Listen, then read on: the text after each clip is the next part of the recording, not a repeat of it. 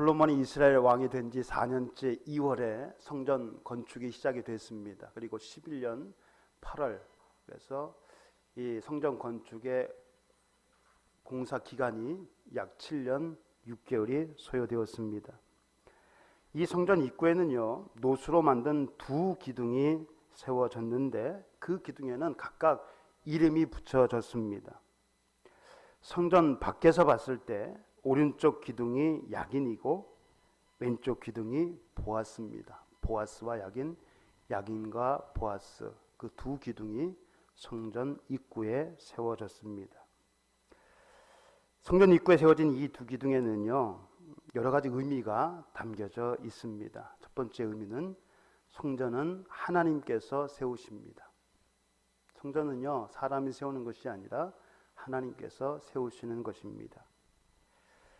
이 기둥을 맡은 사람, 이 기둥을 맡아서 제작을 한 사람이 누구냐면 두로 사람 히람입니다. 히람이라고 하는 두로 사람.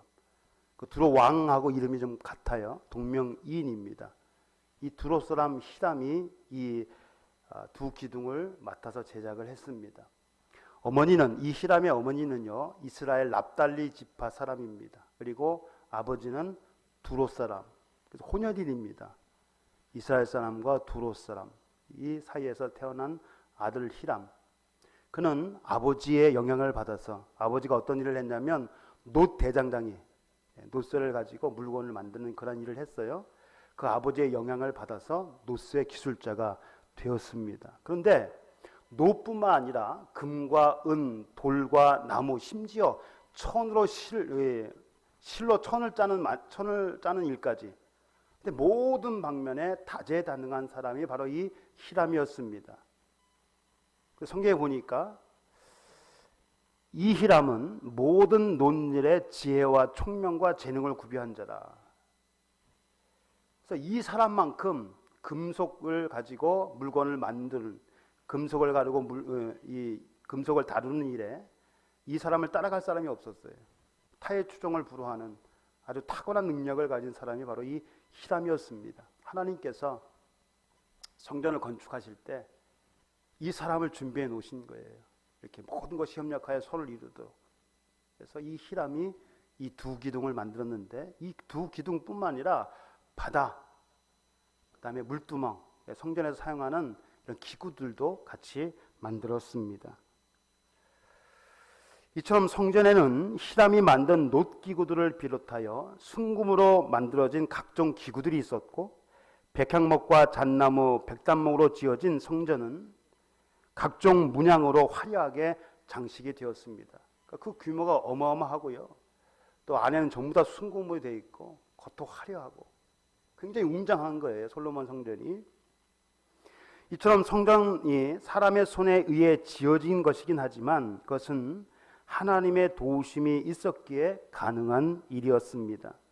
솔로몬 왕은 그것을 분명히 하기 위해서 성전 입구 오른쪽에 기둥을 세우고 그 이름을 야긴이라 명령을 했습니다. 이 야긴의 뜻이요, 그가 세우시다입니다. 그가 세우시다. 그가 누굽니까? 바로 하나님. 하나님께서 이 성전을 세우셨다는 거예요. 그래서 야긴이란 이름의 이 기둥은 성전을 세우신 분이 바로 하나님이라는 사실을 확실히 보여주고 있습니다. 성전은요, 세상 사람들이 볼 때 하나의 건물에 불과합니다.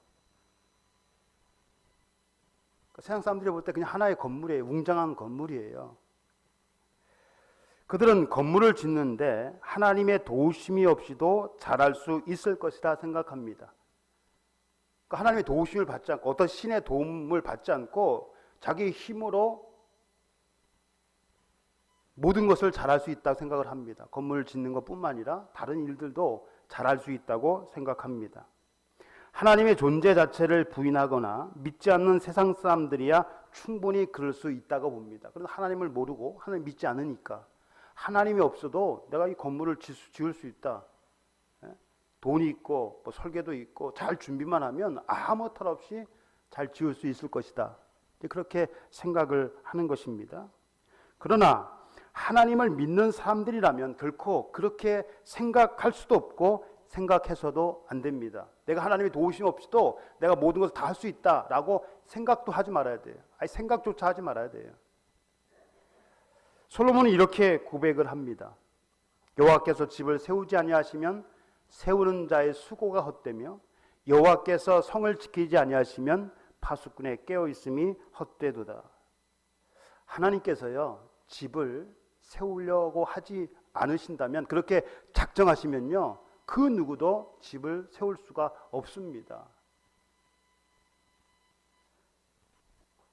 성을 지키는 것도 마찬가지입니다. 아무리 깨어 있어도요, 하나님께서 함께하지 않으면 잘 몰라요. 아무리 안 자고 있어도 적이 침투하는 것을 발견하지 못할 수도 있어요. 그러니까 하나님이 함께 하실 때만이 모든 것이 좋은 결과를 낳게 되는 것입니다. 사람이 스스로의 힘으로 충분히 해낼 수 있는 일이라도 하나님께서 허락하지 않으시면 이룰 수 없는 것입니다. 여러분, 처음에 이 성전을 건축하려고 했던 사람이 누굽니까? 다윗이죠. 그럼 다윗에게는 그럴 만한 능력이 있었습니다. 많은 사람들이 있었고요, 또 재물도 많았습니다. 지으려고 했더니 하나님께서 허락하지 않으셨잖아요. 그래서 못 지었습니다. 그의 아들 솔로몬에 의해서 성전이 건축이 됐는데요, 이 솔로몬도 스스로 생각하기를 하나님이 도우심이 없었다면 완공하지 못했을 것이다, 그렇게 믿었습니다. 내가 비록 이 성전을 건축하지만 하나님이 돕지 않으시면 내가 할 수 없다. 그래서 보아스라, 이 야긴이라고 하는 이 기둥을 세우고 그가 세우셨다. 이 성전은 하나님이 세우셨다. 그렇게 지금 이 솔로몬이 고백을 하고 있는 것입니다. 사람은 누구의 도움 없이도 마음의 경영을 할 수 있습니다.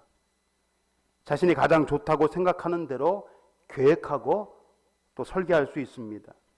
하지만 그 계획이 자신의 뜻대로 되어진다는 보장은 없습니다. 오히려 자신이 계획한 것이 안 좋은 결과를 초래할 수도 있습니다.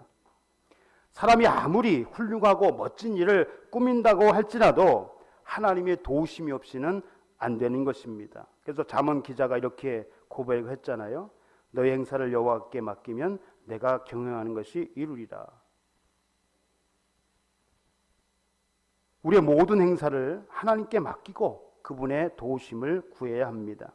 사람이 마음으로 자기의 길을 계획할지라도 그의 걸음을 인도하시는 분은 하나님이심을 결코 잊지 말아야 할 것입니다. 여러분, 작은 일을 할지라도 내가 충분히 할 수 있다라고 생각되는 일조차도 모든 것을 하나님께 맡기는 거예요. 하나님 좋은 결과를 가져오게 해주세요. 모든 일. 그래야 감사할 수 있습니다. 내가 했으니 감사가 나오겠습니까? 모든 일을 하나님께 맡기고 그리고 감사가 나오는 거예요. 하나님의 도우심이 없이는 아무것도 할 수 없다. 우리는 그렇게 고백을 해야 하는 것입니다. 두 번째, 성전은 하나님의 능력에 의해서 유지가 됩니다. 자, 성전 오른쪽에는 야긴이라고 하는 이름의 기둥이 세워졌고요. 그다음에 왼쪽에는 보아스라고 하는 이름의 기둥이 세워졌습니다. 이 이름 속에는 하나님께서 성전을 견고하게 지켜주시기를 바라는 솔로몬의 간절한 마음이 담겨져 있습니다. 그래서 이 보아스의 이름의 뜻은요, 그에게 능력이 있다. 그에게 능력이 있다. 성전은 그가 세우신 거고 하나님이 세우신 것이고요. 이 성전의 유지는 하나님의 능력에 의해서 되어지는 것입니다. 사람이 할 수 있는 것이 없어요. 성전은 하나님께서 친히 세우시고 거하시는 곳입니다. 교회도 마찬가지입니다. 이 교회는 누가 세웠습니까? 예수님께서 말씀하셨잖아요. 베드로의 신앙 고백이 있은 후에 내가 이 반석 위에 내 교회를 세우겠다. 반석이 누굽니까? 예수님. 그래서 이 교회는요, 예수 그리스도의 몸입니다. 교회의 주인은 누구예요? 바로 예수님. 교회의 주인은 예수님이에요. 예수님이 세우셨기 때문에. 교회는 하나님의 능력을 힘입을 때 세상의 위협과 권세에 맞서 싸워 승리할 수 있습니다. 그런데 이것이 저절로 되어지는 것이 아닙니다. 가만히 있으면 그냥 되어지는 것이 아니에요. 이스라엘 백성은요, 이 솔로몬 성전이 언제까지나 영원히 그렇게 견고하게 세워져 있을 것이다. 그렇게 믿어 의심치 않았습니다. 근데 이 성전이 무너졌어요. 왜 무너졌습니까? 이스라엘 백성이 하나님을 떠나 다른 신을 섬겼기 때문에 그렇습니다. 하나님을 섬겨야 할 이스라엘 백성이 다른 신을 섬기니까. 또 하나님의 능력은 구하지 않고 사람의 힘을 의지했기 때문에, 그리고 하나님의 말씀에 귀를 기울이기보다 자기 소견에 오른 대로 행했기 때문에 이 성전이 무너진 것입니다. 하나님의 말씀 따라 살지 아니하고 자기 힘으로 뭔가 해보려고 하고 하나님보다 다른 신을 섬길 때 이 성전뿐만 아니라 예루살렘이 멸망을 당했습니다. 이스라엘 유대가 멸망을 당했어요. 교회도 마찬가지입니다. 교회의 지체인 성도가 하나님의 능력을 힘입어야만 교회가 견고하게 세워집니다. 하나님의 능력이 교회 가운데 임할 때 교회는 세상의 모든 유혹과 권세에 굴하지 않고 빛과 소금의 삶을 살 수 있습니다. 여러분, 빛은 좋지요. 어둠을 밝히는 것. 소금도 굉장히 유용하죠. 소금이 없으면 우리가 살 수가 없습니다. 생명을 유지하는 데 소금이 필수예요. 음식을 만드는데도 소금이 필수입니다. 소금은 좋은 것이에요. 근데 만약 소금이 맛을 잃으면 어떻게 되겠습니까? 오늘날에는 기술이 발달돼 가지고 아주 정제된 그런 좋은 소금을 우리가 섭취하고 있지만 이 당시 이스라엘 이때만 하더라도요 불순물이 섞여 있었습니다. 불순물이 많이 섞여 있었어요. 그것을 다 제거하고 해야 되는데, 그래서 이 소금이 맛을 잃는 경우가 있었다고 그래요, 종종. 그래서 이게 맛을 잃으면 아무 데 소용이 없잖아요. 그러니까 어떻게 밖에 내던져 버려지는 겁니다. 예수님께서 그것을 말씀하셨어요. 너희는 세상의 소금이니 소금이 만일 그 맛을 잃으면 무엇으로 짜게 하리요? 후에는 아무 쓸데없어 다만 밖에 버려져 사람에게 밟힐 뿐이라. 이런 밟히는 것이 뭐예요? 소금. 이 소금이 누굽니까? 바로 우리예요. 그 맛을 잃으면 그리스도인으로서의 마땅한 삶을 살지 못하면 세상의 빛과 소금의 역할을 감당하지 못하는 교회나 그리스도인들은요 세상 사람들에게 밟힐 뿐입니다. 우리 세상 사람들이 하나님께 영광을 돌려야 되는데 오히려 세상이 교회를 욕합니다. 물론 교회는 언제부터 핍박을 받아왔어요. 진리를 추구하는 이 사람들 교회는 핍박을 받습니다. 근데 진리 때문이 아니라 잘못된 삶 때문에, 소금과 빛의 역할을 못했기 때문에, 감당하지 못했기 때문에 세상 사람들에게 밟히는 거예요. 오늘날 교회가 그렇습니다. 그런 모습들이 많이 있어요. 그러니까 우리는 어떻게 해야 됩니까? 하나님의 능력을 힘입어서 세상의 모든 위협과 권세에 굴하지 않고 세상의 빛과 소금의 역할을 온전히 감당해야 합니다. 하나님의 능력을 힘입을 때만이 이것이 가능합니다. 세 번째, 성전은요 하나님의 말씀이 선포되는 것입니다.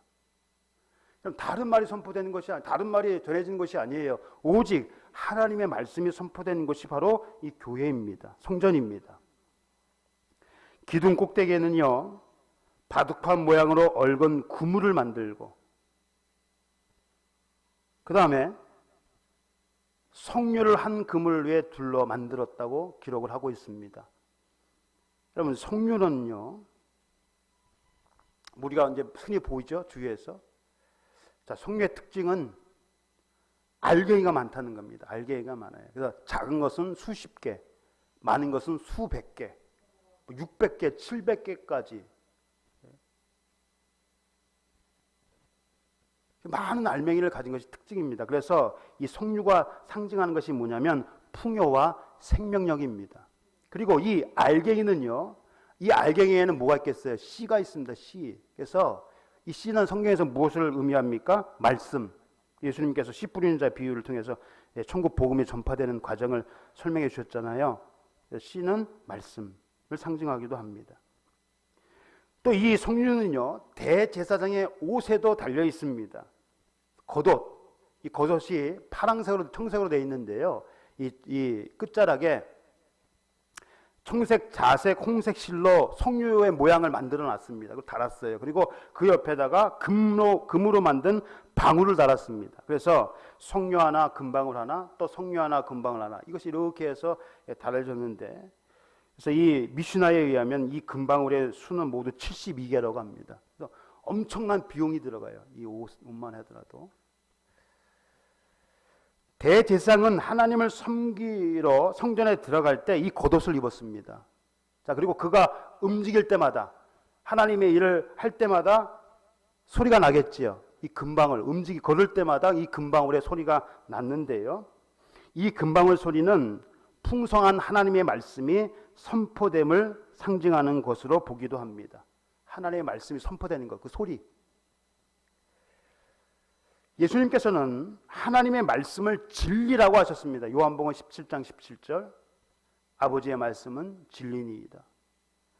또 자신을 가리켜서도 진리라고 하셨습니다. 내가 곧 길이요 진리요 생명이니 나로 말미암지 않고는 아버지께로 올 자가 없느니라.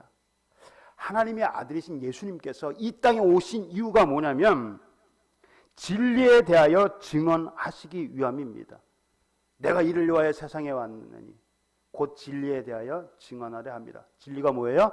바로 예수님 자신이에요. 예수님 자신.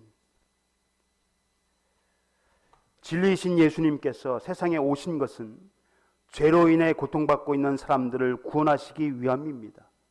이를 위해 예수님께서는 십자가에 못 박혀 죽으셨고 그로 인해 죄인들이 하나님께 나아갈 수 있는 길을 열어주셨습니다. 성막에 보면, 이 성전에 보면 성소와 지성소가 있고 그것을 구분하는 휘장이 쳐져 있잖아요. 예수님께 십자가에 못 박혀 돌아가실 때 그 휘장이 위에서부터 아래로 가운데가 찢어져가고 둘로 갈라졌죠. 이 휘장은 뭐예요? 예수님의 육체. 예수님께 십자가에 못 박혀 돌아가심으로 우리가, 이 죄인이 하나님께 나아갈 수 있는 길을 열어주셨습니다. 휘장 가운데로 열어놓으신 새로운 살길. 누구든지 예수 그리스도를 믿는 사람들은 죄 사함 받고 의롭다 하심을 얻어 하나님께 나아갈 수가 있게 된 것입니다. 예전에는 아무나 못 나갔어요. 이런 복잡한 절차를 거쳐서. 그리고 대제사장만이 1년에 한 번 하나님께 나아갔습니다. 그런데 예수님께 십자가에 못 박혀 돌아가심으로 이제는 제사장이 아닌 누구든지 예수 그리스도를 믿는 자들은 예수 그리스도를 힘입어 하나님께 나아갈 수가 있는 것입니다. 이것이 바로 진리예요. 그래서 교회는 진리이신 예수 그리스도만이 증거되어야 하고 진리이신 하나님의 말씀만이 선포되어야 됩니다. 진리만이 선포돼요. 다른 잡다한 말이 들어가면 안 돼요. 오직 진리만이 선포되는 것, 그것이 바로 교회요 성전입니다. 마지막으로 성전은요 순결한 곳입니다. 순결. 하나님께서 우리에게 요구하시는 것이 뭐냐? 바로 이 순결이에요. 순결. 비슷한 말 뭐 거룩, 성결 뭐 이런 게 여러 의미 있잖아요. 정결. 야긴과 보아스 두 기둥 꼭대기에는 백합화 형상이 있었습니다. 백합화 색깔이 뭔지 아십니까? 보통 흰색인데요. 흰색만 있는 것이 아니에요. 홍색, 붉은색도 있고 여러 가지 색깔이 있어요. 그런데 이 색깔마다 의미하는 것이 좀 달라요. 그래서 흰색 백합화는 무엇을 의미하느냐? 이것은 순결을 의미합니다. 순결. 하얀색은 순결이에요. 제사장들이 세마포 있잖아요. 세마포. 흰색 옷, 순결을 상징하는 겁니다. 자, 이 순결이 뭡니까? 잡다한 것이 전혀 섞이지 않는 것, 더러움 없이 깨끗한 것, 불순물이 섞이지 않는 것이 순결입니다. 순결. 성전은 순결한 곳이고 순결해야만 합니다. 하나님의 성전인 교회도 마찬가지예요. 이 교회는요 하나님의 성전입니다. 그래서 누구든지 이 하나님의 성전을 더럽히면 하나님께서 그를 멸하시리라 그랬습니다. 이 성전이 뭐라고요? 교회. 그리고 이 성전이 누구를 가리키는 겁니까? 바로 우리의 몸이에요. 우리의 몸. 우리 한 사람 한 사람이 다 성전입니다. 왜? 하나님께서 거하시는, 성령께서 거하시는 전이기 때문에 우리가 하나님의 성전이에요. 율법에 따르면 성전을 더럽히는 자는 사형에 처하거나 백성 중에서 내어 쫓도록 되어 있습니다. 예수님께서 공생의 기간에 성전에 자주 올라가셨잖아요. 근데 유월절 기간에 하신 일이 있습니다. 공생의 초기와 근데 공생의 말기에 이 두 번을 하셨는데 그것이 뭐냐면 성전을 청결케 하신 일입니다. 이 명절 기간만 되면요, 이 성전의 뜰, 이방인의 마당 그 곳에서 그러면 이 장사가 매매 행위가 벌어졌습니다. 그러니까 재물에 사용하는 짐승을 팔고, 그 다음에 성전세 이것을 바꿔주는, 환전해주는 그러한 사람들. 하나님의 성전 안에서 그 매매하는 행위가 행해졌다는 거예요. 그래서 제사를 지내기 위해서 사람들이 이 재물을 끌고 오잖아요. 근데 검사를 맡아야 되는데 대부분 다 탈락시킵니다. 아무리 흠이 없고 좋은 거 갖고 와도 각종 핑계를 대면서 이것은 안 돼. 불합격시키는 거예요. 그 불합격되면 못 드려요. 그러니까 아예 사람들이 그게 와서 삽니다. 그 재물을 사야 돈 주고. 근데 엄청난 이윤을 취하는 것이죠. 근데 교회가요, 강도의 소홀이 되어버렸습니다. 더럽혀졌어요. 그리고 예수님께서 그 성전을 청결케 하신 것입니다. 왜냐하면 거룩한 하나님의 성전이 더럽혀져서는 안 되기 때문입니다. 성도도 마찬가지입니다. 우리 하나님의 성전인 우리 성도도 마찬가지인데요, 이 세상에 동화되거나 탐욕에 이끌려 자신을 더럽혀서는 안 됩니다. 이 세상에 동화되는 것이 뭡니까? 세상 사람들과 아무런 구분이 없이 살아가는 거예요. 이 세상 사람들인지 하나님의 사람인지 구분이 안 돼요. 사는 것이 똑같아요. 그것은 곧 뭐예요? 자신을 더럽히는 것입니다. 이 세상의 것들이 뭐라고 했습니까? 육신의 정욕과 안목의 정욕과 이생의 자랑, 다 자기를 위한 것.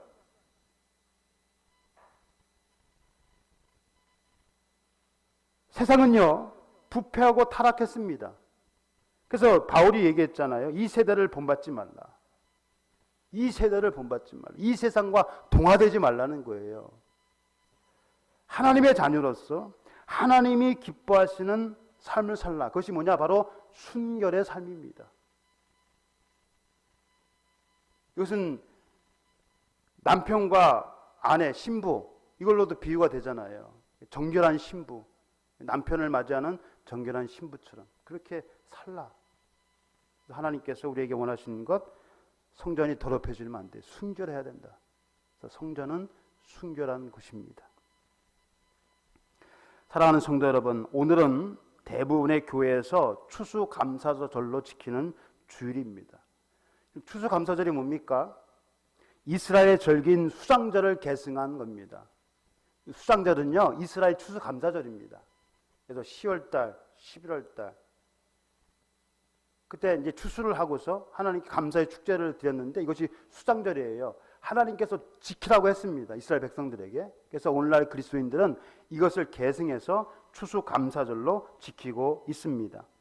그래서 추수감사절은요, 말 그대로 감사의 축제입니다. 감사축제. 그 추수감사절뿐만 아니라 매년 이스라엘 백성이 지켜야 하는 유월절, 무교절, 그리고 맥추절, 이것은 다요 감사의 축제입니다. 감사의 축제. 하나님께서 이스라엘 백성을 인도해 주신 것에 대한 감사, 또 많은 것을 허락해 주신 것에 대한 감사, 그 감사에 대한 축제가 바로 이 절기였습니다. 그런데 하나님께서 정말 원하시고 기뻐하시는 감사는요, 명절, 특별한 날에만 감사하는 것이 아니라 매일의 삶 속에서 드려지는 감사의 고백입니다. 어느 특정한 절기에만 하나님 감사합니다. 혹은 일주일에 한 번씩 교회에 나와서 하나님 감사합니다. 이것을 하나님께서 원하시는 것이 아니라요, 매일의 삶 속에서 하나님께 감사하는 것. 그래서 바울이 뭐라고 했습니까? 범사에 감사하라. 모든 일에 감사하라. 매일 감사하라. 어떤 형편이나 처지에 있든지 모든 일에 감사하는 것이 그리스도 예수 안에서 우리를 향하신 하나님의 뜻이라고 바울은 말하고 있습니다. 이것이 하나님의 뜻이에요. 모든 일에 감사하는 것이 하나님의 뜻이다. 솔로몬 성전 입구에 세워진 두 기둥 보아스와 야기는 그 자체로도 중요한 의미를 지니고 있지만 하나님의 자녀인 성도들이 어떤 삶을 살아야 하는가를 잘 보여주고 있습니다. 성도는 스스로의 힘으로는 아무것도 할 수 없음을 인정하고 하나님의 도우심을 구해야 합니다. 내가 뭘 하려고 하면 안 돼요. 모든 것을 다 하나님께 맡겨야 됩니다. 그리고 내가 나 된 것은 하나님의 은혜로 된 것이다. 바울이 이렇게 고백을 했는데요. 이 고백처럼 우리도 이런 고백을 해야 됩니다. 모든 것이 다 하나님의 은혜였음을 고백할 수 있어야 됩니다. 여러분의 삶 속에서 하나님 은혜가 아닌 것이 어디 있습니까? 하나님께서 지켜주셨기 때문에 오늘날 우리가 있는 것이지요. 몰라요. 세상 사람들은 어떻게 생각할지 모르지만 하나님의 백성들은 그렇게 생각을 해야 됩니다. 왜? 하나님께서 우리와 함께 하시고 우리 아버지가 되시고 우리를 지켜주신다는 그런 믿음이 있기 때문입니다. 이러한 믿음을 가진 사람들, 모든 것이 다 하나님의 은혜입니다라고 믿는 사람들이 진정으로 감사를 할 수 있습니다. 여러분, 하나님의 은혜라고 생각하는 사람들이 감사할 수 있는 것이지 하나님의 은혜를 모르는 사람들이 감사를 할 수 없어요. 감사 헌금은 할 수 있겠지요. 내가 살아온 모든 삶들이 하나님의 은혜였다. 그리고 내가 나중에 하나님을 배울 때 모든 것이 다 하나님의 은혜였습니다 라고 고백할 수 있어야 할 것입니다. 하나님이 주시는 능력을 힘입어 세상의 빛과 소금의 역할을 감당하고 진리 되신 예수님을 증거하며 하나님의 말씀을 따라 순결한 삶, 하나님의 기뻐하시는 삶, 그런 삶을 살아가는 저와 여러분이 되기를 소원합니다. 기도하겠습니다.